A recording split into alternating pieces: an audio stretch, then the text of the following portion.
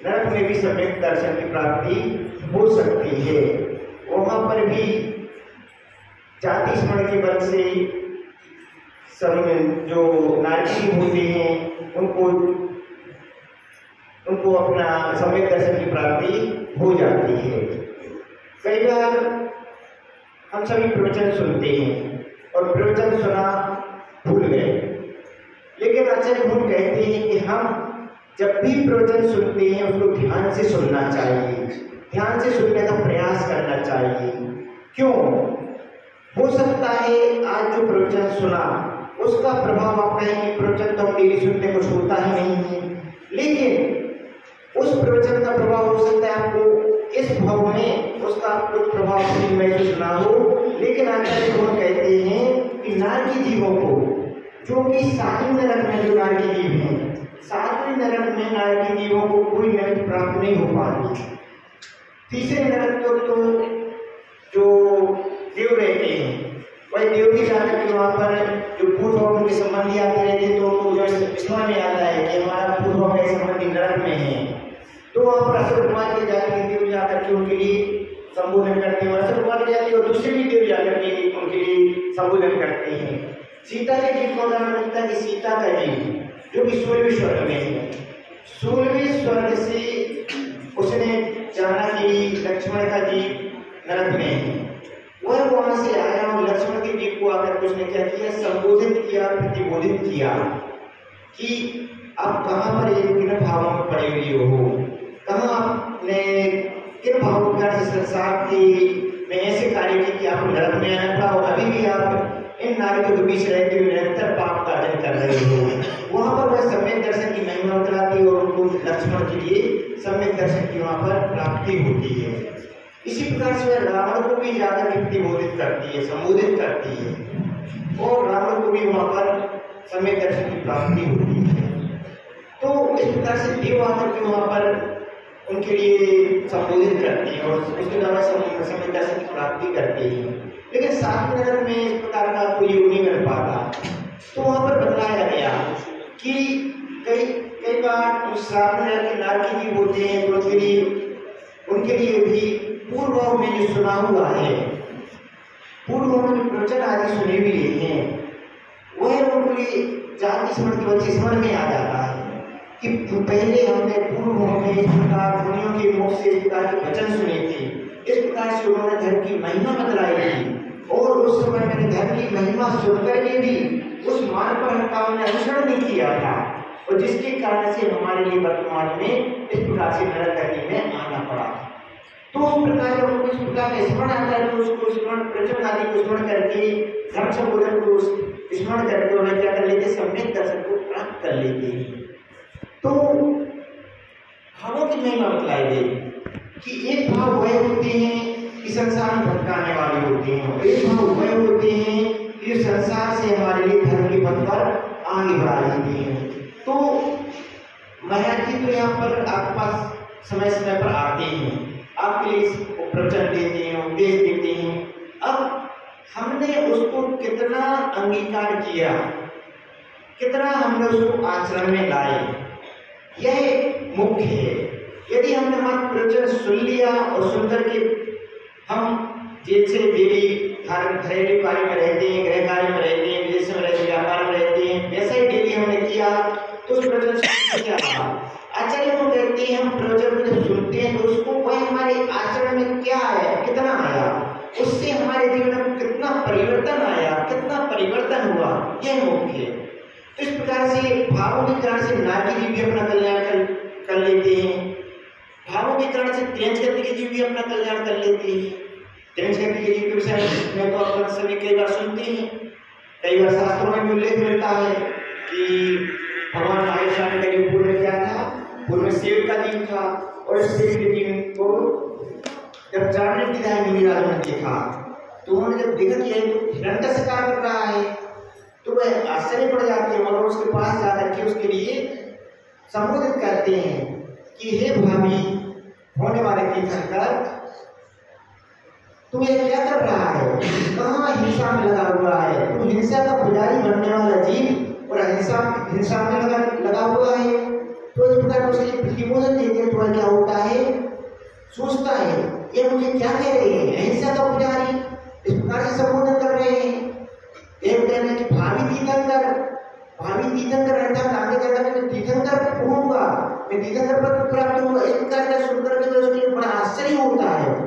फिर उसके रिवाज जब बतलाते हैं कि तुम आगे आने वाले 24वें नंबर के महावीर भगवान नाम के तीर्थंकर होंगे, तब उसके लिए बड़ा आश्चर्य होता है। उस प्रकार सम्यक दर्शन को धारण करते हुए और फिर वहां से हिंसा का त्याग कर देता है और अनुवृत्तों को धारण करता है। तो भावों की परिणति है, भावों की परिणति से जीवन में अंतर आ जाता है, जीवन समझ जाता है। एक बार आचार्य भगवान कहते हैं जो सम्यक दर्शन को एक बार धारण कर लेता है उसका मात्र अर्धपुद्गल परावर्तन शेष रह जाता है। कितना? अर्धपुद्गल परावर्तन। अर्धपुद्गल परावर्तन कोई छोटा समय नहीं है, बहुत बड़ा समय है, ना जाने कितने भाव बीत जाएं। लेकिन कम से कम इतना तो है कि जिसने एक बार सम्यक दर्शन धारण कर लिया उसकी भावों की एक सीमा तो हो गई कि हाँ अब कहीं ना कहीं सीमा है, एक सीमा के पश्चात वह कर्मों को नष्ट करके उस परम पद को प्राप्त कर लेगा। लेकिन जिसने यह दुर्लभ मनुष्य पर्याय प्राप्त करके उस सम्यक दर्शन को प्राप्त नहीं कर पाया तो उसका तो यह मनुष्य पर्याय पाना निरर्थक ही है। आचार्य भगवान कहते हैं कि यदि आपने यह दुर्लभ मनुष्य पर्याय पाई है तो भावना भाव हमेशा प्रभु के सामने जब दर्शन करते हो, वंदन करते हो, भक्ति करते हो, पूजन करते हो, भावना भाती रहा करो कि हे भगवान वह क्षण कब आएगा, वह पल कब आएंगे जिस क्षण में सम्यक दर्शन से सहित होऊंगा, मेरे भाव की परिणति इतनी निर्मल हो जाएगी कि 7 तत्वों पर मेरा अकाट श्रद्धा हो जाएगा। सम्यक दर्शन है क्या? सम्यक दर्शन है क्या? आचार्य भगवान कहते हैं 7 तत्वों पर श्रद्धा, देव शास्त्रों पर श्रद्धा, 6 द्रव्यों पर श्रद्धा, पंचाष्टिकाय पर श्रद्धा, इन पर श्रद्धा का नाम सम्यक दर्शन है। 7 तत्व कौन कौन से होते हैं?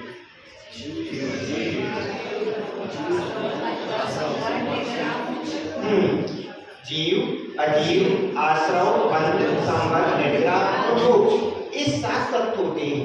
इन 7 तत्वों पर हमारा अकाट श्रद्धा होना चाहिए, दृढ़ श्रद्धा होनी चाहिए। ये 7 तत्व होते हैं, जीव तत्व होता है, हमारा जो शरीर है इसमें आत्मा है, जीव तत्व है। यह जब तक यह आत्मा है तब तक यह शरीर कार्य कर रहा है, चिंता फिर दिखाई दे रहा है, विभिन्न कार्य को करता हुआ दिखाई दे रहा है। जब इसमें से आत्मा निकल जाएगी तो यह शरीर यहीं पड़ा रह जाएगा और आत्मा निकल करके अन्य गति में चली जाएगी। गतियां कितनी होती हैं? 4 गतियां होती हैं, नरक गति, तेज गति, मनुष्य गति, देव गति। इन 4 गतियों के अलावा जीव कहीं, संसारी जीव कहीं नहीं जाएगा। इन 4 गतियों में उसको भ्रमण करना ही पड़ेगा। तो जब भी जीव रहता है, जीव जब तक रहता है तो वह पर्याय रहती है, जीव निकल जाता है तो वह पर्याय छूट जाती है। तो हमारे लिए दृढ़ श्रद्धा होना चाहिए कि जीव अलग है और शरीर अलग है, आत्मा अलग है, शरीर अलग है। यह दृढ़ श्रद्धा होना चाहिए। हमारे लिए श्रद्धा नहीं है। हम तो जो यह सोचता है किसने देखा जीव को, किसने देखा आत्मा को, वह तो जब तक यहाँ पर है सो हम हैं, बाकी तो जब हमारी मृत्यु हो जाएगी तो सब कुछ यहीं पर नष्ट हो जाएगा। एक मत होता है, कौन सा मत होता है? चार्वाक मत। चार्वाक मत का यह उनका मत होता है कि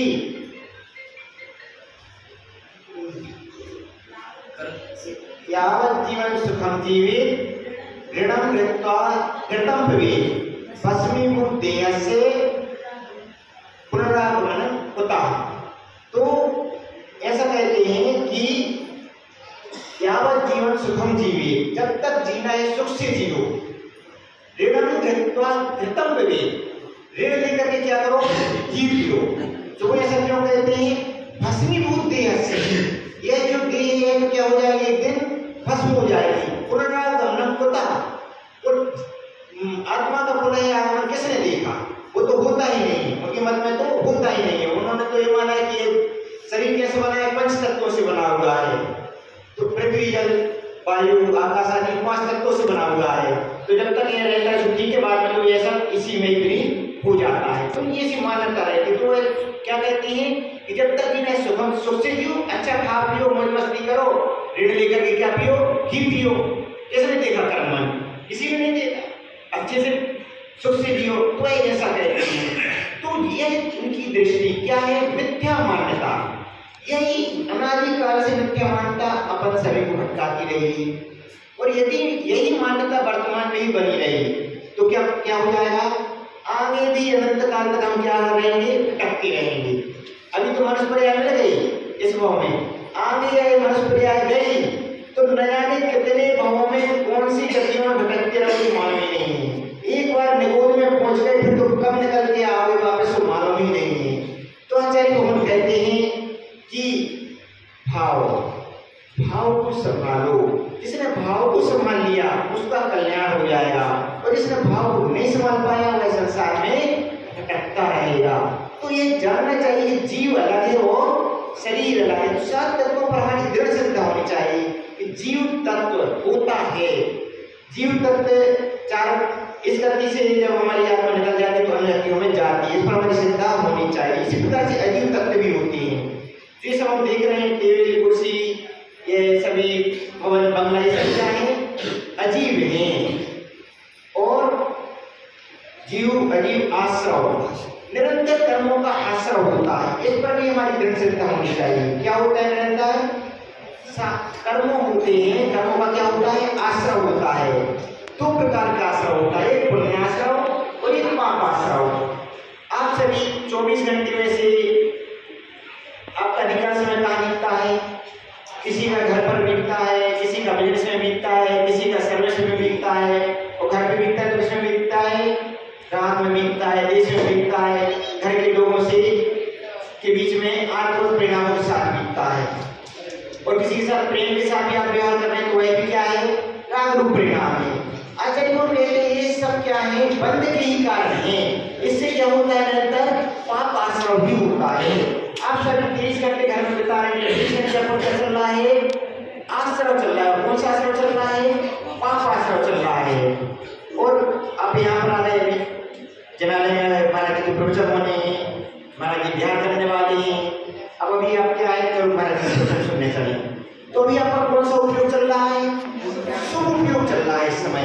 इस समय आप धार्मिक वातावरण में बैठे हुए हैं, महाराज जी की बात को सुनने का प्रयास कर रहे हैं, समझने का प्रयास कर रहे हैं, तो आपके कौन सा असर हो रहा है, यहाँ पर पुण्य असर हो रहा है। आप जितने समय में धार्मिक वातावरण में रहते हैं उतने समय आपका कौन सा असर होता है, पुण्य असर होता है।